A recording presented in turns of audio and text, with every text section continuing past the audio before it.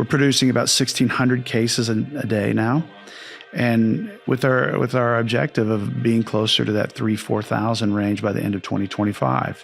So, so 5 years ago, we're like, oh, do we want to keep going? This is terrible. To all of a sudden, we're back, on top, and with plenty of demand out there, and growing our product portfolio, which is also helping. Startup Junkie has been improving lives through innovation and entrepreneurship since 2008. Through our vast array of services, programs, events, and resources, we have been able to help develop Northwest Arkansas and beyond, one business at a time. It is with great pleasure that I get to announce our most recent resource, a brand new Startup Junkie Podcast Series where we grab a drink and talk to some pretty fascinating entrepreneurs and business owners. I'm your host, Daniel Koonce, and this is Business Buzz. Hello, ladies and gentlemen. Welcome back to another episode of Business Buzz, a Startup Junkie podcast series where we grab a drink and talk to some pretty cool business owners. Today, we have Jesse Core, the founder of Scarlet Letter Beverage Co. Jesse, thank you for coming on today. It's my pleasure. It's exciting to be here. Yeah, we kind of start these things off. Tell us a little bit about your journey and kind of how you got to where you are today. Sure. It's a long journey. I was going to say that started back in 2011. 2011. How I really started was I wanted to be a brewer a long time ago. This was back in 1992 when I was going to college. I was a microbiology major, and like a lot of freshman baseball players, I wasn't so interested in going to class. I was more interested in, crushing natty lights and partying with my friends. So I wasn't making it to my microbiology class in the morning. But my microbiology professor at the time, pretty sharp dude, said, "Hey, Jesse, if you just get your ass to class, I'll teach you how to make beer." Yeah. And that was in 1992. And then my background went into software development and business. And so I had the opportunity to live in Denver for a few years, San Diego for 7 years. And from that, I learned about craft beer. Mm-hmm. And then when I came back home to Northwest Arkansas, I put my money where my mouth is and jumped in and invested in Core Brewing Company. And then Core Brewing Company became Scarlet Letter Beverage Company. And it's just been a hell of a ride. Yeah, that's pretty awesome. So you started off making craft beers, correct? That's correct. And then when was that transition into the seltzer game? About 5 years ago. I mean, we still make craft beer. We love it. In fact, it's even better. The reason why I went to craft beer is because I love the craft of making beer. I mean, as much as I like Miller Lite or Coors Light, and they're all great brands, I liked craft beer. Mm-hmm. The problem is when you reach a certain size of a company, I mean, it's a real company, and now you got to pay bills. You want to grow. You need more CapEx and all this fun stuff. So you have to. I've noticed the natural journey is you deviate a little bit away from your craft to like, I need to make something that pays bills. Yeah, and that's a challenging time for a lot of craft breweries. So the positive thing is Scarlet Letter pays our bills, and so we're able to make craft beer the way I originally envisioned it, which would be the barrel-aged stuff, the big hoppy stuff, the unique things that made me fall in love with craft. So we still make craft beer. It's just not it's not something that it's not a nationwide play like Scarlet Letter is. Yeah. You were talking about kind of growth and paying the bills. How big was your team when you first started out? Me. It's just you. Yeah, it was me. And then after me, it was brought in my Uncle Kit. Yeah. For a while, and Uncle Kit was great. He was very helpful for a while, and now he's retired and living his best life in Berryville. So I'm very appreciative of what Uncle Kit did. But it was small, and then my first hire technically was Eddie Meckelberg. I loved Eddie, and that was a long time ago. But now we have 25 full-time employees and probably another dozen or so temporary part-time employees. Yeah, that's awesome. You guys also have a couple tap rooms, correct? We do. We have one at the brewery that's open, I believe, Wednesday through Sunday. It's ran by Shelton Woolley, our creative director, and he does a very good job. It's a fun environment because you're actually in the middle of a production environment. So it's unique, it's interesting, and it's in Springdale. The other pub we have is at XNA Airport, which is great in terms of visibility and reaching out to the vendor community. Yeah. What kind of inspired you to put a tap room in the middle of an airport? Just that. I mean, when you think about, first of all, a lot of people don't realize how lucky they are to live in Northwest Arkansas. I mean, I've lived all over the country, and there's really no place like Northwest Arkansas. It's unreal, the quality of life, the opportunity. It's all a 10 out of 10 here. And so when you think about the amount of influential people that go through the airport to go to Walmart, Sam's Club, et cetera, it's unreal. So by putting our pub in the airport, we were able to expose it to a nationwide audience of potential consumers. Well, I kind of want to talk about your seltzer, the product itself. Yeah. I mean, doing some research, I look at some other seltzers, you got your High Noons, your Trulies, your White Claws, all those great seltzers, but they all have 100 calories in them. These right here have 84, do they not? They do. And I think the biggest thing for us is when I started off when this is for craft beer. I wanted to do craft beer, and White Claw was becoming a thing several years ago. And the brewers approached me and said, "Hey, we should think about doing this." And I'm like, "Not doing it. We're not going to do it. It's terrible. That stuff's garbage. I'm not going to drink that." And they just kept bringing me this stuff. They kept bringing it. I'm like, "All right, well, that's not terrible. That's really, holy crap, it's really good. That's good. Yeah. That tastes really good. It's not like that garbage." Yeah. And so then we just released it into the market. And we're like, we're going to do it small. We'll see what happens. See what happens, yeah. In my gut, and this is where I'm not clairvoyant. I don't know what's going to happen in the market.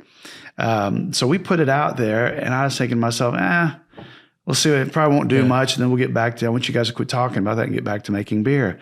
Well, 5 years later, now because of Scarlet Letter, we're the number one producing craft beverage in the state again. Yeah. So it is Scarlet Letter that drove that for us, which is the beautiful thing that I tell my students and when I mentor people is that's the beauty of small businesses. We can pivot.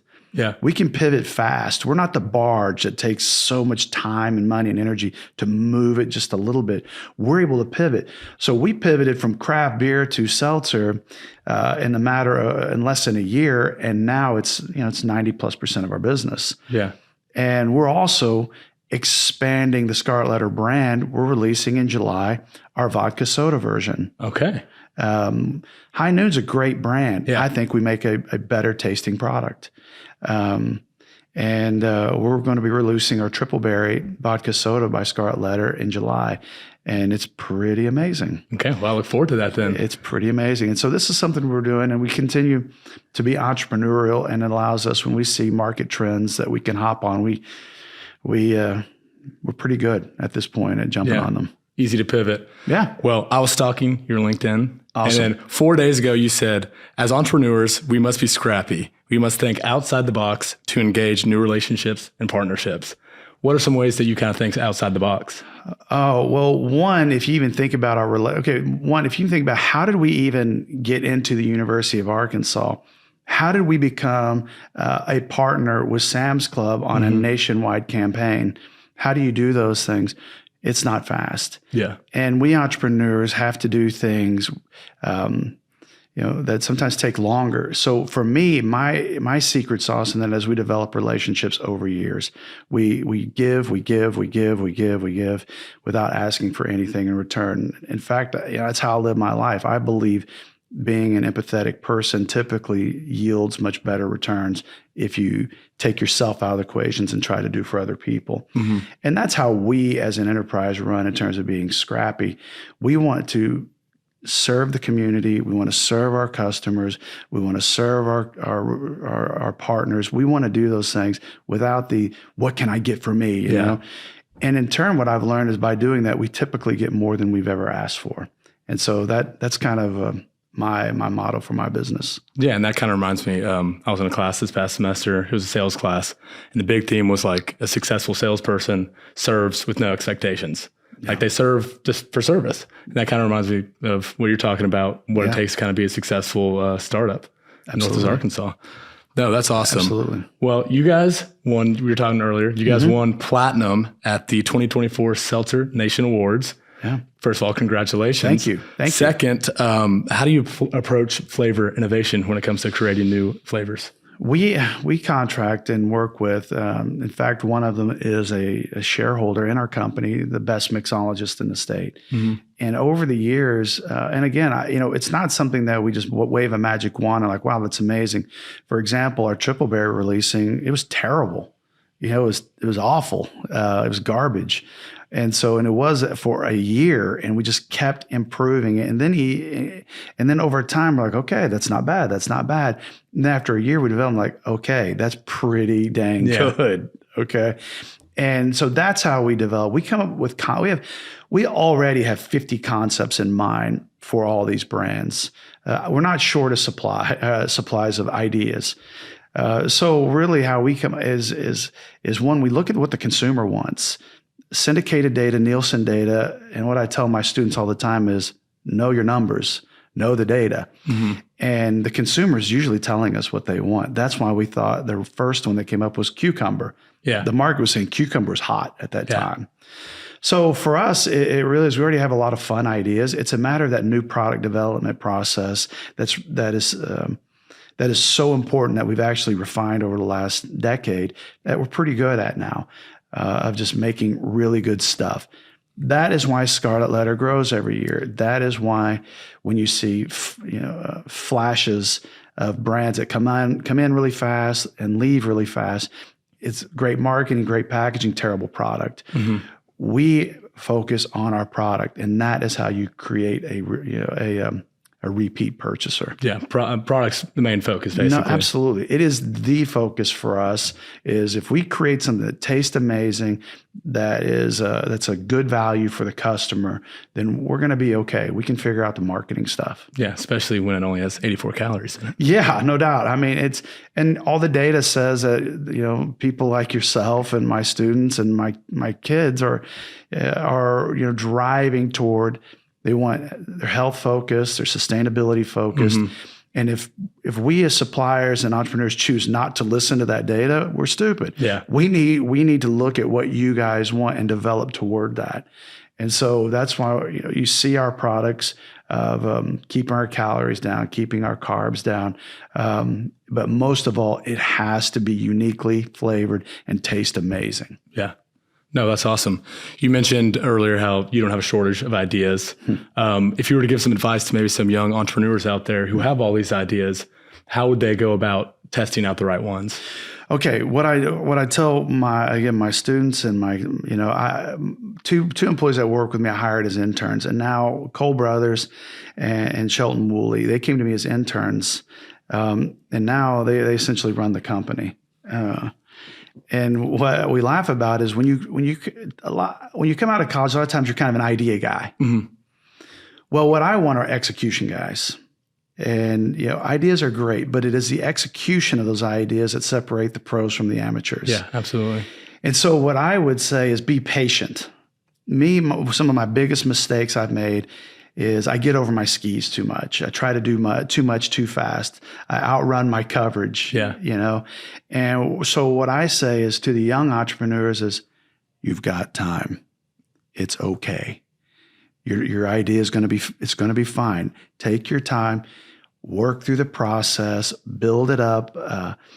Make sure you don't run out of your cash. Mm-hmm. And it's. Things are not as dire and pressing as you may think. Yeah. So I would say focus on your execution and let that thing germinate naturally through the process. Yeah, no, that's great advice right there. We mentioned earlier how in one of my classes, one of my classmates interviewed you for a project, mm-hmm. and he said that one of Scarlet Letter's biggest issues right now is that you guys have too much demand. Most entrepreneurs and business owners see that as a good thing. Can you kind of touch on how that might be an issue for you guys? 5 years ago, my board of directors we're looking across each other at the table, wondering if we want to keep going. And now we have more demand than we can currently fill. Yeah, can you handle? So, that's great. That is a fun problem to have. I mean, it's fun until you start running potential out of stocks, and then that's not fun. So what we've done over the last year is we have invested in our facility. We have a nice a nice facility. We're producing about 1,600 cases a day now. Oh, wow. And with our objective of being closer to that 3,000-4,000 range by the end of 2025.